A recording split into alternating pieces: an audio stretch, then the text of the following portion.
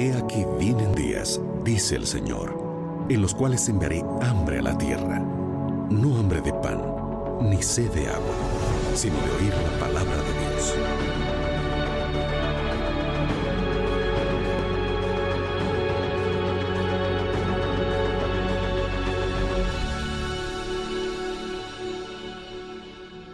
Libertad sin límites, con Joel Flores.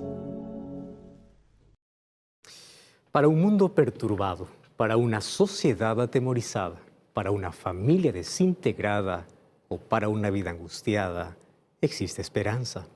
La esperanza es Jesús.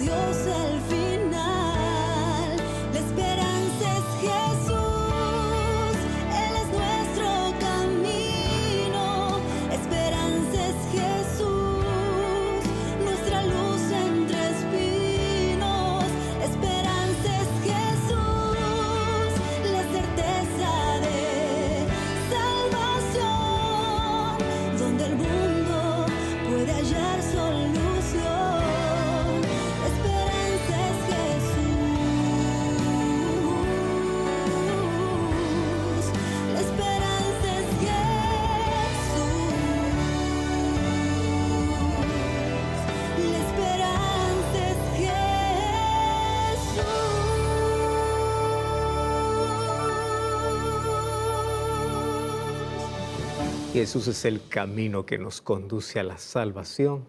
Él es la verdad de un mundo de confusión. Él es vida para aquel que camina en destrucción.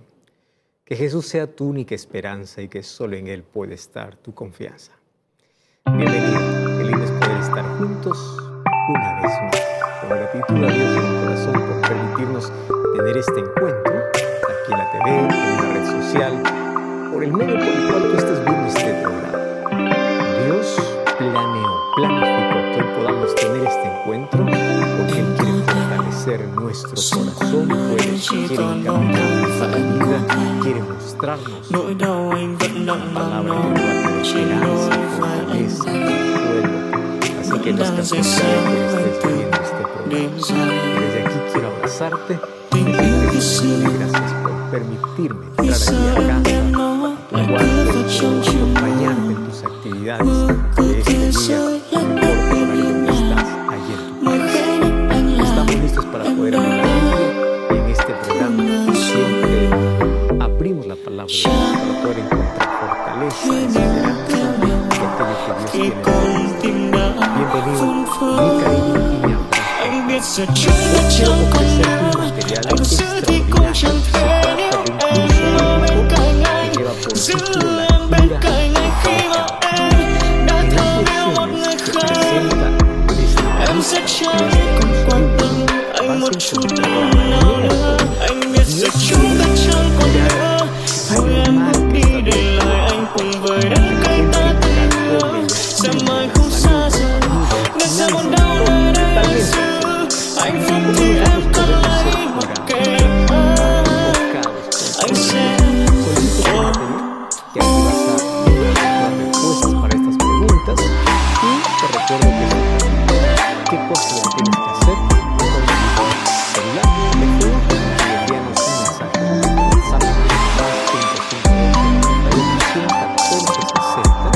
animar esta debilidad, y allí vas a encontrar este y otros videos que sin duda van a así juntos vamos a comprender mucho mejor el plan que Dios tiene para nuestra vida. Muy bien, estamos listos entonces para el mensaje de hoy. Es un mensaje que Dios para que tú puedas entenderlo, porque tiene un mensaje anh giữ thì cũng chẳng thể nếu em ở bên cạnh anh, giữ em bên cạnh anh khi mà em đã thương yêu một người khác. Em sẽ chẳng còn quan tâm anh một chút nào nữa, anh biết giờ chúng ta chẳng còn nữa, rồi em bước đi để lại anh cùng với những cái ta từng hứa, sẽ mãi không xa rời, nên sẽ buồn đau nơi đây anh giữ hạnh phúc thì em cần lấy mặc kệ. Jesús tenía que desempeñar no era algo más fácil. Él vino a este mundo con el objetivo de salvar a la humanidad. ¿Puedes imaginar la dimensión de la obra que él tenía que realizar? En nuestro día a día corremos de un lado a otro, nos quejamos a veces de nuestras obligaciones, decimos que la carga es demasiado pesada, pero no siempre recordamos entregar nuestra vida y trabajo a Dios.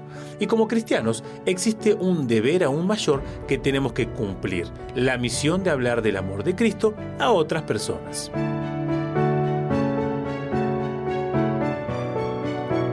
Esa tarea no debe ser encarada como una obligación, sino como una misión. Ella incluye, en primer lugar, amor al prójimo. Se necesita desapego para enfrentar esta misión con los ojos de Cristo, pues Él dejó su hogar de gloria para sentir en carne propia lo que el pecado causó en la humanidad. En el Getsemaní está descrita la oración más dolorosa que Jesús tuvo que hacer. Derramando su corazón al Padre, Él confiesa cuán difícil y angustiante está siendo concluir con su obra, pero a pesar de eso, entregó su voluntad a Dios y depositó en sus manos la angustia que sentía. Antes de pensar en que tu trabajo o tu vida es demasiado difícil, acuérdate de buscar a Dios. Él está siempre cerca y con la mano extendida para ayudarte.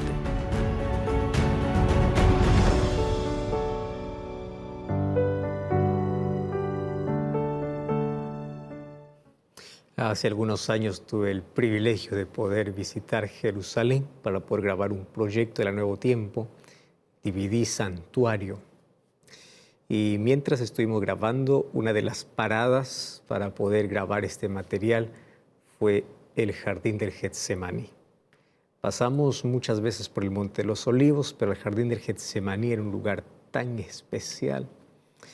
Desde el momento que nos liberaron para poder ingresar, realmente sentí una emoción tan grande al recordar, como dicen los evangelios, que los últimos minutos antes de que Jesús pueda ser prendido para luego ser juzgado y condenado, lo pasó allí en oración al Padre en el Jardín del Getsemaní. El lugar todavía está muy bien conservado. Se dice que las olivas que están allí, aquellos árboles son milenarios, más de 2000 años pueden tener aquellas olivas o oliveras. Y entonces allí, mientras contemplaba ese lugar, recordaba que en uno de esos árboles Jesús allí se arrodilló y allí Jesús buscó que se haga la voluntad del Padre. La salvación de la humanidad pendía de un hilo. Jesús pudo haber renunciado. Jesús pudo haber dicho, yo no quiero más beber la copa de ira que Él la bebió tomando nuestro lugar. Mas allí se decidió, o mejor, se confirmó nuestra salvación. Hoy vamos a ver qué cosa es lo que aconteció realmente ahí en el Jardín del Getsemaní. ¿Y por qué necesitamos conocer eso? Porque la Biblia no solamente tenemos que leerlo como una historia o como lo que aconteció en el pasado. Aquellas historias traen para nuestra vida lecciones tan importantes. Hoy vamos a comprender la importancia de poder buscar la voluntad del Padre, aun cuando la copa que tengamos que beber sea muy amarga. Mas ¿cómo trataron las personas a Jesús? ¿Dónde estaban los discípulos? ¿Dónde estaba el Padre? ¿Dónde estaban los ángeles? ¿Estaba Jesús realmente solo? No te pierdas entonces este programa. Toma lápiz y papel, busca Biblia y vamos juntos a desarrollar este tema. No cambies el canal, vamos a una brevísima pausa más y ya regresamos aquí en Libertad Sin Límites.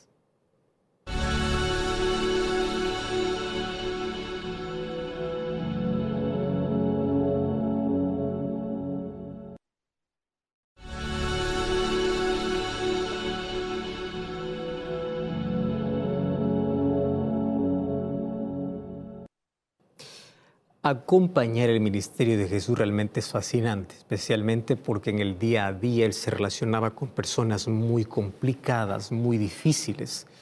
Satanás usaba instrumentos humanos para poder impedir que el ministerio de Jesús pueda avanzar. Y Satanás ya planificó incluso la muerte de Jesús desde el nacimiento de Jesús. Él sabía que Jesús le iba a derrotar, así es que Él trató primero de quitar la vida. Como no pudo, trató de impedir que en su ministerio Él pueda tener un alcance mayor. Y finalmente, en los últimos minutos de su ministerio, antes de poder subir a la cruz, Satanás también se presentó, ya no para tentarle, porque la tentación en el desierto Él salió derrotado, sino para decirle que su sacrificio no valdría la pena.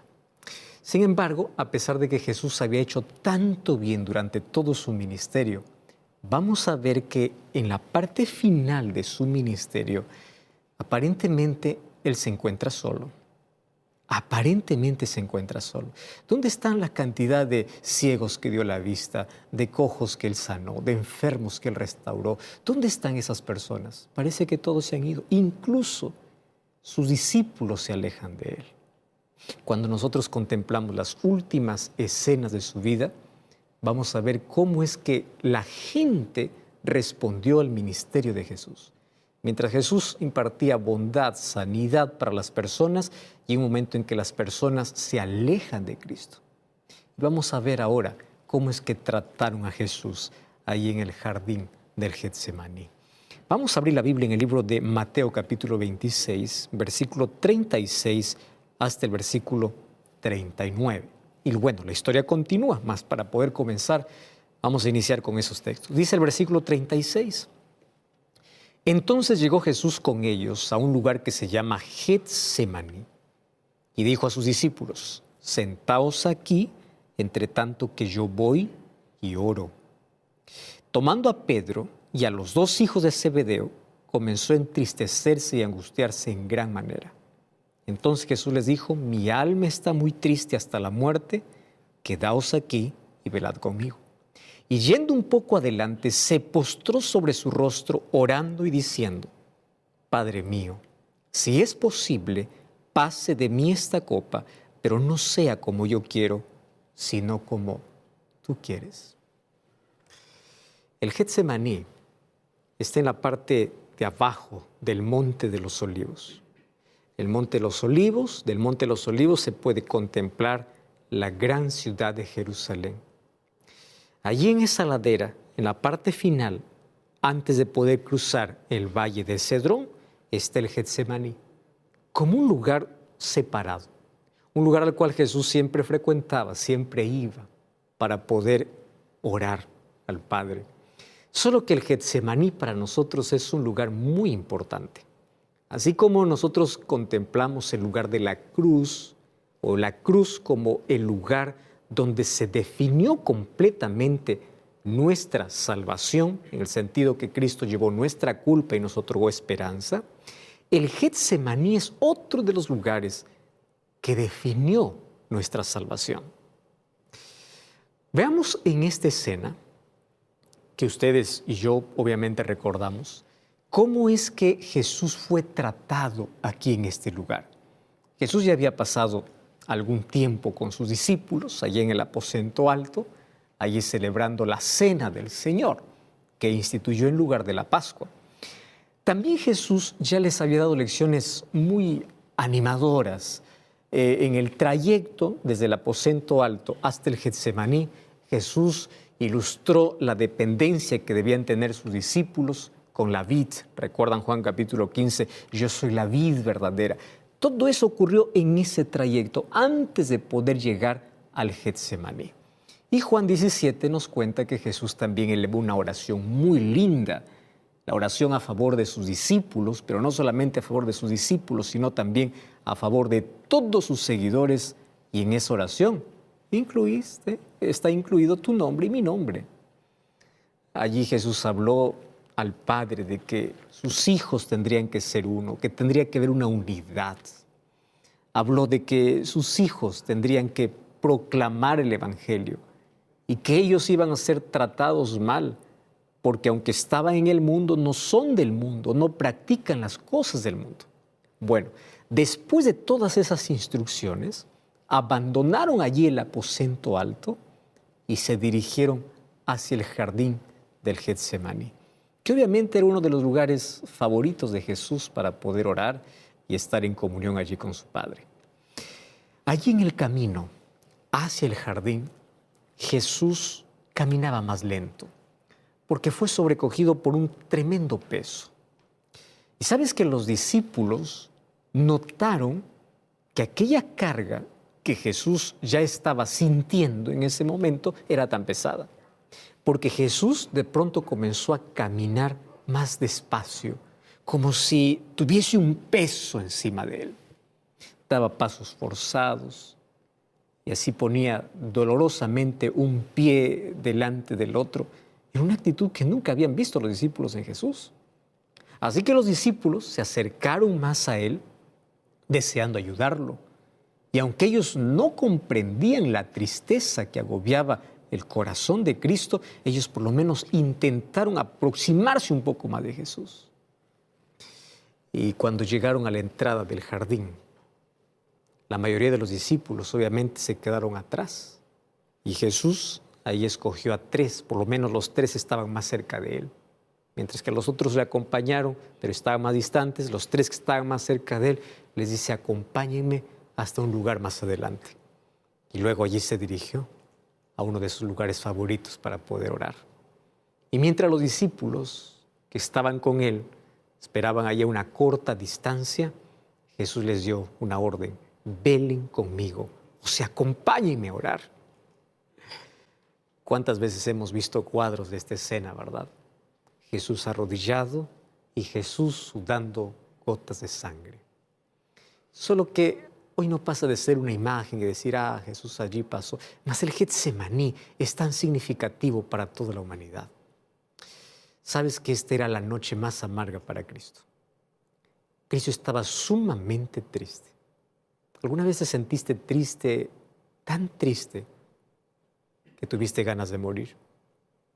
Jesús te entiende, porque en el Getsemaní él sintió la tristeza más profunda, que él también quería morir. Y al considerar esta experiencia del Getsemaní, nosotros vamos a notar la relación de diferentes personas con él en cómo trataron a Jesús allí en el jardín. Y acompáñenme para poder ver de diferentes ángulos o diferentes lados quiénes estaban cerca de Jesús. ¿Quiénes? Porque mira, primero Jesús dijo a 3 discípulos que le acompañen, pero los 3 no estaban a su lado, estaban a cierta distancia. Y aquellos a quienes él buscó para acompañarle finalmente quedaron durmiendo. ¿Con quién estaba Jesús? Aparentemente solo. Mas vamos a ver aquí cosas que humanamente no se ven, más que la Biblia describe, y podemos nosotros ver la manera como Dios nos acompaña en nuestros momentos de mayor tristeza y de mayor dolor. Y al mismo tiempo vamos a ver cómo en el jardín del Getsemaní allí se definió completamente nuestra salvación. Porque el plan de salvación era apenas un plan allá en la eternidad, cuando el Padre y el Hijo se sentaron para poder decir cómo van a salvar al ser humano. Mas la definición completa está allí en el Getsemaní. Muy bien, ese plan había sido preparado desde antes de la fundación del mundo. Y obviamente que Jesús y su Padre eligieron un determinado curso de acción, del cual ahora parece que Jesús se resistía a ir. ¿Pero por qué se resistía? No era por causa del dolor. Mira, hay muchas personas que piensan así. Jesús en el Getsemaní tenía miedo a la cruz. No tenía miedo a la cruz. Claro que no. ¿Sabes qué cosa es lo que pasó en el Getsemaní? En el Getsemaní Jesús tenía tanto temor a la separación que él sentiría del Padre por causa del pecado de la humanidad. esa era la copa de ira que Él tenía que beber en nuestro lugar. La separación de la presencia. Había llegado el momento cuando su Padre, de acuerdo con la Escritura, había puesto sobre la cabeza de Jesucristo la iniquidad de toda la humanidad. Ahora quiero que te imagines cuál era el peso de esa carga que Jesús tenía sobre sus hombros. Y obviamente que no hay manera de que nosotros podamos comprender cuán pesada era la carga que Jesús llevó. Yo quiero que pienses por un momento algunas cosas para poder entender un poquito la carga que Jesús sentía. ¿Alguna vez tú fracasaste en la vida? ¿Recuerdas tú la ocasión cuando caíste miserablemente en el pecado? El hijo llegó a golpearte con sentimiento de culpa. Que no podías dormir, estabas entregado. Sentías tan sucio, miserable. Tú puedes pensar en el momento más crítico de tu vida, cuando te sentiste alejado de Dios y experimentaste el arrepentimiento que, acompañado a la culpa, trae dolor por causa del pecado. Bueno, ya hablé con muchas personas que han sentido esa carga tan pesada, la carga de la separación por causa del pecado. Obviamente, los seres humanos experimentan esa carga como resultado de aquello que sembraron, de sus decisiones, de su estilo de vida. Y obviamente que para poner fin a esa carga han tenido que ir a Cristo, porque solamente en el perdón de Cristo encontramos solución. Mas esa carga significa que parece que nada tiene sentido, que nada vale la pena, que el sentimiento que tienes dentro de ti de culpa y de dolor es tan asfixiante. Ahora, yo quiero que tú imagines esa experiencia tuya, una sola experiencia. A esa agrégale todas las demás que ha experimentado, de las personas que han experimentado culpa. Y luego multiplícalos por el número de personas que hay en el mundo. ¿Estás entendiendo? Toda esa culpa acumulada, toda esa culpa por la separación del Padre, de Dios, por causa del pecado, toda esa culpa Jesús lo cargó en nuestro lugar. Si nosotros nos desesperamos porque en un desliz, cuando fracasamos, cuando caímos, cuando pecamos, nos sentimos con aquella carga, con aquella conciencia culpable y parece que estamos muriendo, estamos siendo aplastados. Ahora quiero que multipliques tu carga por la carga de toda la humanidad. Multiplica ahora eso por la carga de las personas de todas las edades, de todos los tiempos. Ese era el peso que Jesús tomó en ese momento cuando estaba en el Getsemaní y estaba colocado sobre sus hombros. Y esta era la razón por la cual ni siquiera podemos empezar a comprender o imaginar la carga que Jesús sintió. Porque si nosotros nos sentimos asfixiados solo con nuestra carga, imagínate cargar el peso de culpa de toda la humanidad, el peso de la iniquidad de toda la humanidad. Y lo más sorprendente de todo esto es que Jesús estuvo tan involucrado en el desarrollo de este plan con su Padre. ¿Sabes que Dios no colocó todo este peso sobre Jesús en contra de su voluntad? La Biblia ya nos dice que tanto el Padre como el Hijo, ellos estaban de acuerdo con esta reconciliación. Este era el plan de salvación. Y aunque Dios ama al pecador, y Dios siempre ha amado a los pecadores, recordemos que Él odia el pecado. Jesús odiaba el pecado. Sin embargo, aquella carga del pecado de todo el mundo ahora estaba aplastando su vida. Sin embargo, a pesar de todo, Jesús asumió esa carga de manera voluntaria para que Dios fuera justo y además Él pueda justificar a todo aquel que cree y acepte el sacrificio que Jesús había provisto para la humanidad. Durante el tiempo de prueba de Jesús ahí en el Getsemaní, allí vamos a ver cómo Jesús llevó sobre sus hombros todo aquel dolor. Cuando murió o antes de morir, Hubo una aparente separación entre Jesús y su Padre. A veces pensamos que cuando Jesús llegó a este momento de su vida, dependió de sus propias fuerzas. Vemos que durante toda su vida, Él dependió totalmente de su Padre. Y Él vivió una íntima relación con su Padre. Pero sabes, ahora desde el Getsemaní hasta la cruz, aparentemente pareciera como si el Padre hubiese desaparecido de escena. Parece que Jesús quedó para luchar solo contra el pecado. Por eso es que Él sintió en carne propia esa separación. Esa era la copa de ira que Él tenía que vivir. En este momento conviene dar una segunda consideración hablando sobre este asunto. Porque aun cuando Jesús se sintió abandonado, Él nunca fue abandonado. Jesús ya había predicho su gran dolor en Juan capítulo 16, versículo 31, cuando Él mismo dijo: he aquí la hora viene, ya ha venido, en que seréis esparcidos cada uno por su lado. Y así ustedes me dejarán solo, dice Jesús. Mas Él mismo declara: yo no estoy solo, porque el Padre está conmigo. ¡Qué declaración tremenda! Jesús sabía que el Padre estaría con Él en silencio, aun cuando Él no sentiría absolutamente su presencia. Aun cuando por un momento su sentimiento sería de abandono y de separación. Cuando llegara ese momento de crisis, a pesar de eso, Él sabía de que el Padre jamás lo abandonaría. ¿Cuántas veces nosotros nos hemos sentido abandonados en nuestra hora de crisis? ¿Cuántas veces te has sentido abandonado por Dios? Parece que estás luchando solo. Eso es lo que sientes. Jesús también sintió en determinado momento eso. Pero fue por causa de nuestro pecado, obviamente. Nuestra realidad es totalmente diferente.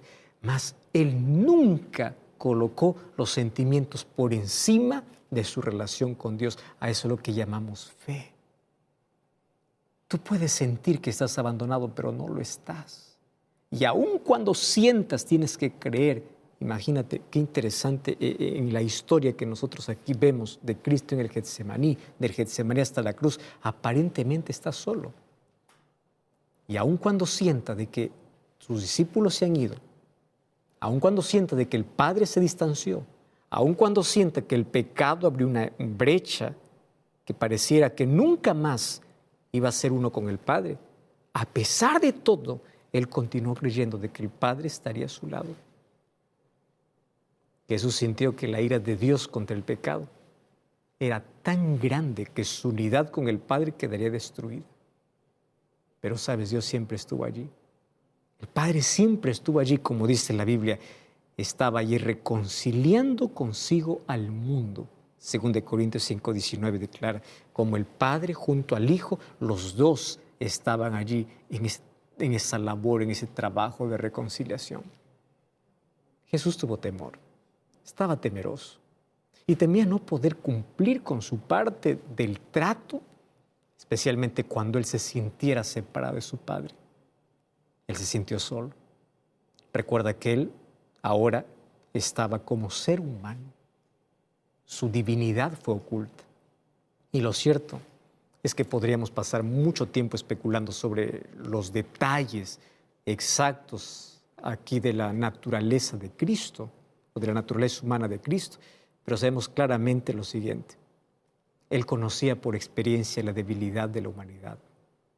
Recuerda que Él vino después de 4000 años de pecado. No era tan fuerte como Adán, y bien sabía que como Adán había fallado la prueba, Él también en algún momento tenía la posibilidad de fallar, especialmente cuando se sintió solo y desamparado. Entonces no es de sorprenderse cómo es que Cristo, consciente de todo esto, se aferró en la hora de mayor crisis al Padre. Estaba ahí arrodillado en el suelo, porque Él no quería separarse y Él no quería que los sentimientos que tenía pudiesen interponerse en la relación que tenía con su Padre. Entonces no es de sorprenderse que allí esa angustia lo hizo llorar y lo hizo sudar gotas de sangre. Así dice la Biblia. Sabes que estos momentos de lucha en la muerte de Jesús y allí en el Getsemaní, allí pudo describirse lo que Jesús sentía con palabras de desesperación y de horror. Ningún dolor puede compararse a aquel que Jesús sintió allí en el Getsemaní. Cuán difícil debe haber sido. Y también allí para él y para su padre, porque ambos estaban ejecutando el plan de salvación. Ahora mira, consideremos a otros personajes en este momento. Vamos al otro lado del cuadro. Consideremos a Satanás.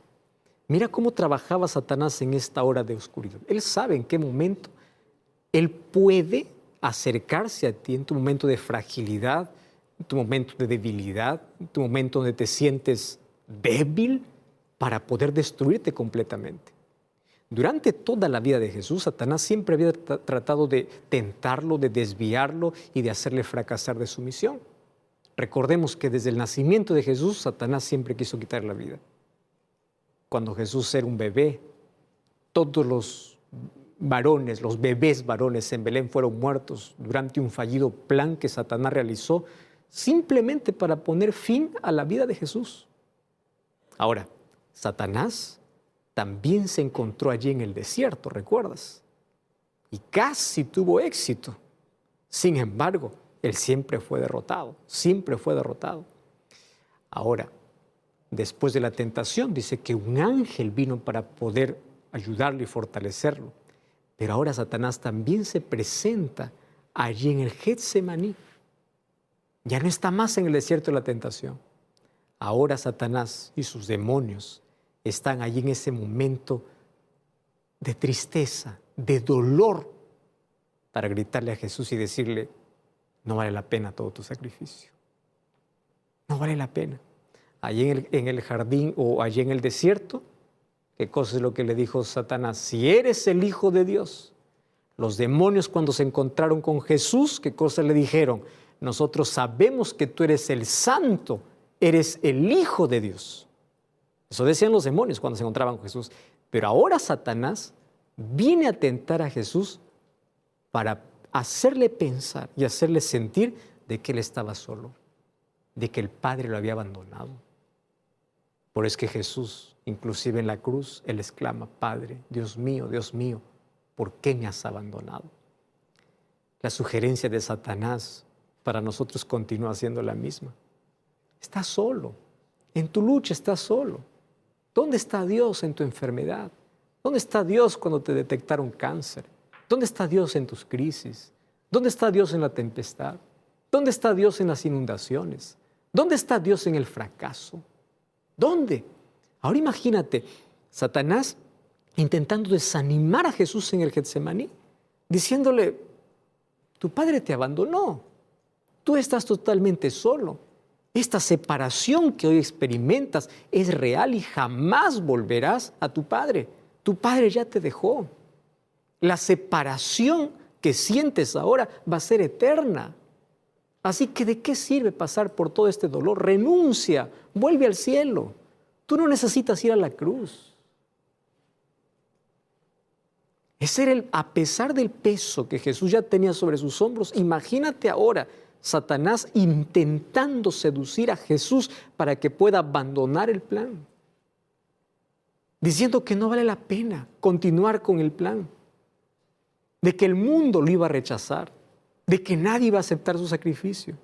Es más, ahí Satanás le dice, mira, tu propia gente te va a destruir.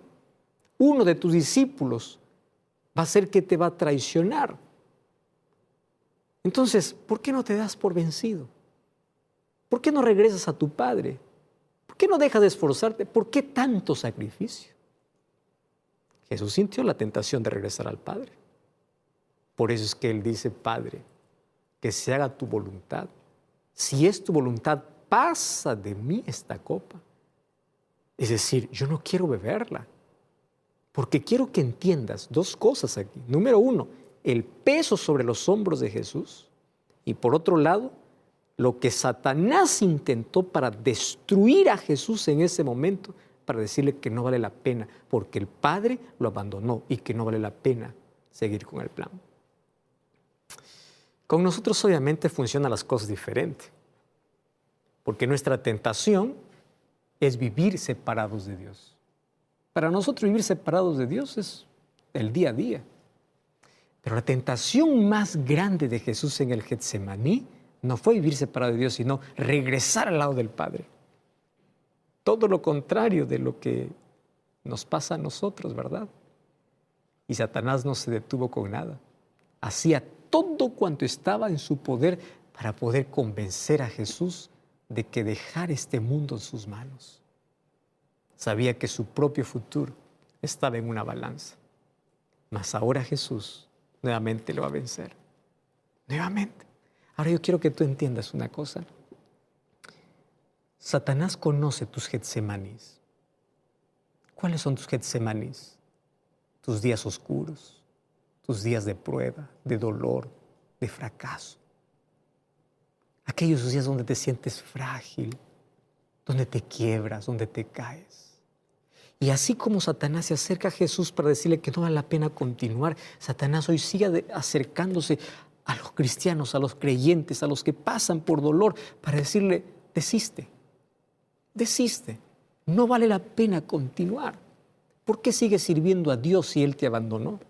¿Recuerda lo que le decía a Jesús? El Padre te abandonó, no continúes con el plan. Vuelve al cielo. ¿Por qué no vale la pena continuar con esto? Satanás hoy continúa allí persuadiendo al creyente, decirle, ¿dónde está tu Dios? Estás sin trabajo, te quedas sin casa, te quedas sin familia. Dios te abandonó, desiste. ¿Por qué tienes que continuar creyendo? ¿Por qué? Y nosotros tenemos que aprender una cosa, lo que Jesús hizo. Jesús se aferró al Padre a pesar de todo lo que Satanás podría decir. Ahora, por otro lado, consideremos a los ángeles.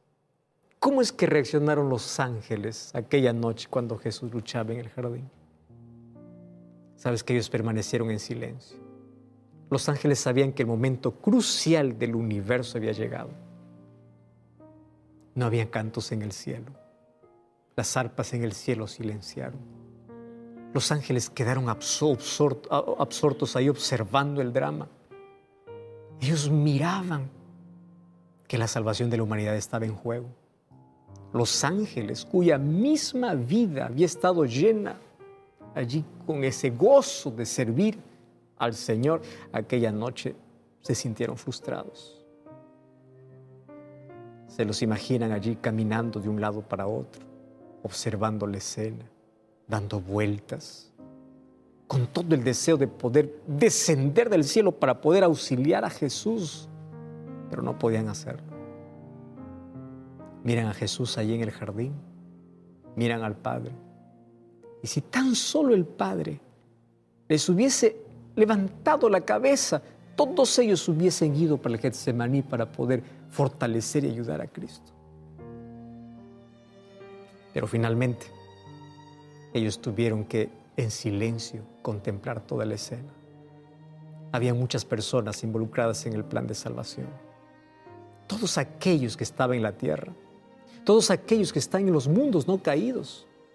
¿Ustedes creen que los otros mundos, hay otros mundos que no son habitados? Existen evidencias en la Biblia que aclaran que otros mundos están siendo habitados por criaturas, seres creados por Dios. Cuando el mundo fue creado, dice la Biblia que las estrellas matutinas cantaron juntas y todos los hijos de Dios gritaron de alegría, dice en Job 38, 4 y 7. ¿Qué hijos de Dios? Las otras criaturas que existen en otros mundos.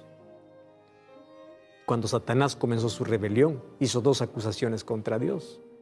Primero, que era imposible guardar la ley de Dios. Y segundo, que si la ley no se cumplía al pie de la letra, era imposible recibir el perdón de Dios.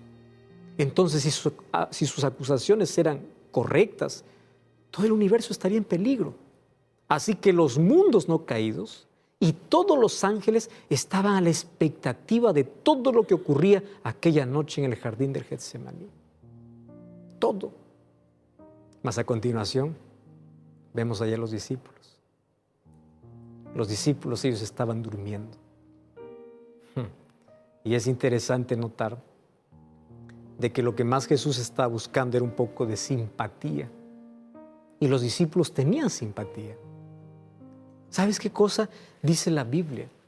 Es que los discípulos estaban durmiendo, no porque no les importaba el maestro. Los discípulos estaban durmiendo por la tristeza que ellos sentían. ¿Sabes que no hay nada anormal en desear consuelo cuando se sufre? Es legítimo el anhelo de que alguien diga, yo estoy contigo y yo no te voy a dejar. Eso es lo que Jesús esperaba de sus discípulos.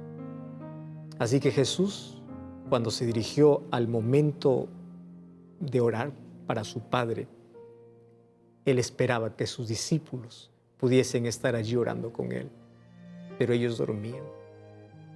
Se quedaron viéndolo un momento, más dormidos que despiertos, pero ellos pudieron despertar lo suficiente como para poder responder a aquella pregunta que Jesús les hizo. ¿Por qué ustedes no pueden velar conmigo? Luego nuevamente se quedaron profundamente dormidos. Ahora, ¿sabes qué cosa es lo que dice la Biblia acerca de la clase de sueño que los seres humanos pueden tener? Hay diferentes clases de sueño. Sueño por cansancio físico, después de haber caminado, imagino, durante tantas horas por todos aquellos caminos polvorientos de Galilea. Era entendible de que los discípulos estaban cansados, pero esta no era la causa del sueño. Este sueño no era por cansancio, este sueño era por dolor.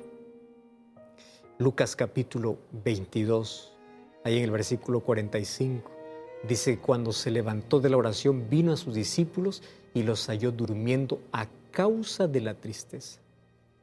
¿Cómo es que sueño a causa de la tristeza? ¿Qué es el sueño por causa de la tristeza?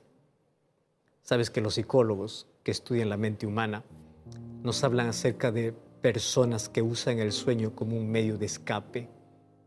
Cuando tú estás terriblemente triste, a veces quieres dormir y nunca despertar.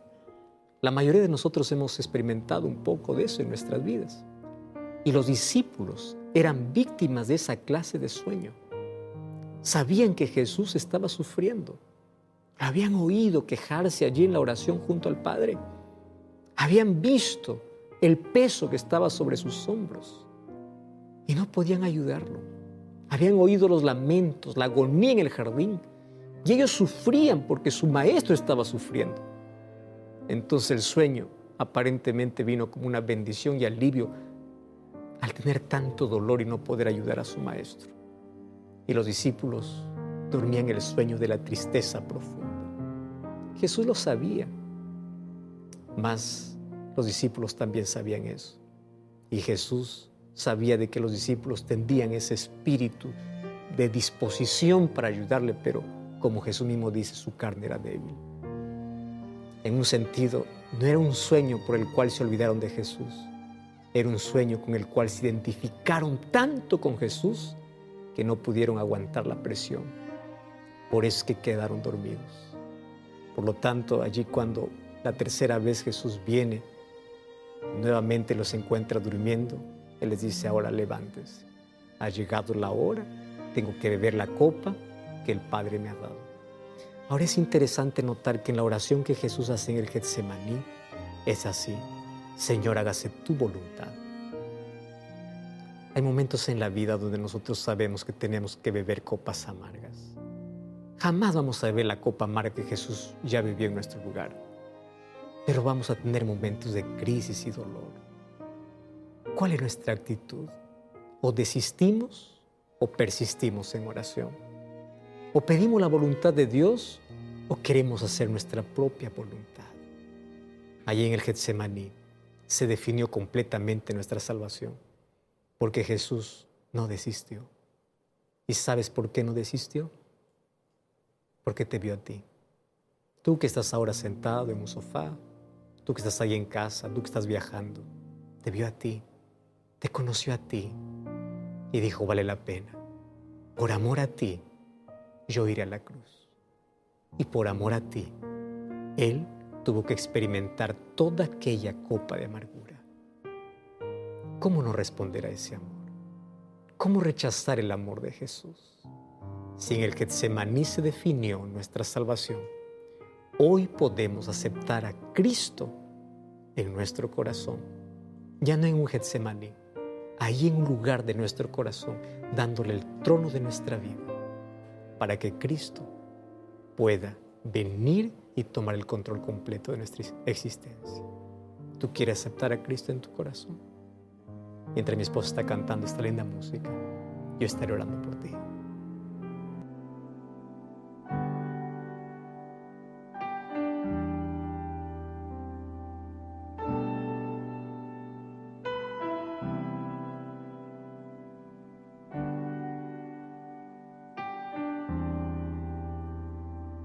Preciso entregarme a ti, mi Dios.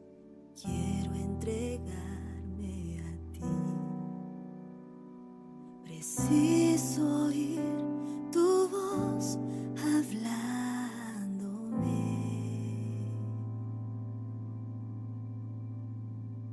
No tengo nada que ofrecerte, solo un corazón impuro y pecador. Pero aquí estoy, acéptame, Señor. Toma mis pensamientos, mis dones y bienes. Toma mi corazón, todo lo que hay en mí.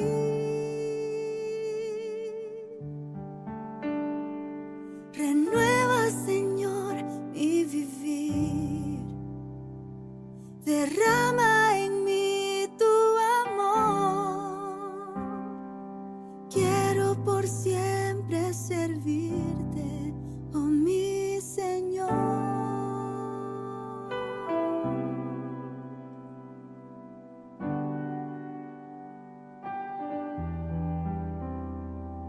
Preciso entregarme a ti, Señor. Quiero entregarme a ti. Preciso oír tu voz hablándome.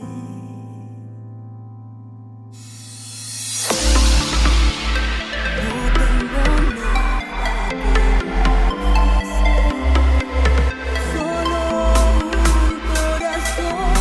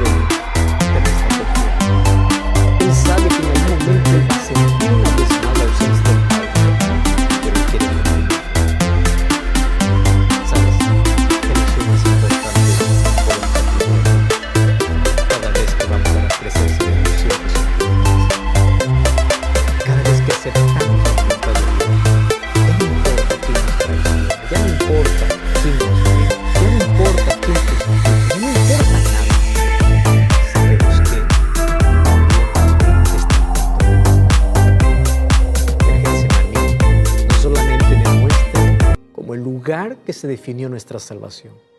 También me muestra cómo tener victoria en el dolor, en el fracaso, cuando las cosas van mal, cuando me siento solo, cuando todo me abandona, cuando siento que Dios me abandonó. Yo continúo creyendo, yo continúo aceptando la voluntad de Dios, yo continúo aferrándome a Él y finalmente me da la fortaleza necesaria para poder enfrentar todas las dificultades que vendrían después. Después del Getsemaní, Jesús va a aparecer ante la turba totalmente tranquilo, con un rostro lleno de paz. Él se va a entregar, Él va a ser juzgado injustamente, Él va a ser crucificado. Con Él van a hacer todo, mas su corazón tiene paz. Cada vez que nos aferramos a Cristo y en nuestro propio Getsemaní buscamos a Dios, nos aferramos a Dios, Él coloca paz en el corazón. Y cuando el corazón tiene paz, ya no importa más la turba de problemas, ya no importa más los que traicionan, ya no importa más la cruz que tenemos que cargar. Cuando un corazón tiene paz y acepta la voluntad de Dios, todo cambia. Hoy quiero que juntos podamos aprender cómo tener las mayores victorias en la vida, en la presencia de Jesús. Ora conmigo. Gracias, Señor, por tu palabra. Y a partir de hoy queremos tener la victoria que tú tuviste en el Getsemaní en nuestros días grises, de tristeza y de dolor. Danos, por favor, tu perdón y tu amor en nuestro corazón. Ayúdanos y te aceptamos como nuestro Salvador. En el nombre de Jesús. Amén. Gracias por acompañarme en este programa. Te invito, como siempre, a buscar una iglesia adventista el séptimo día. Y recuerda que la verdad te da libertad y te prepara para la eternidad. Hasta la próxima.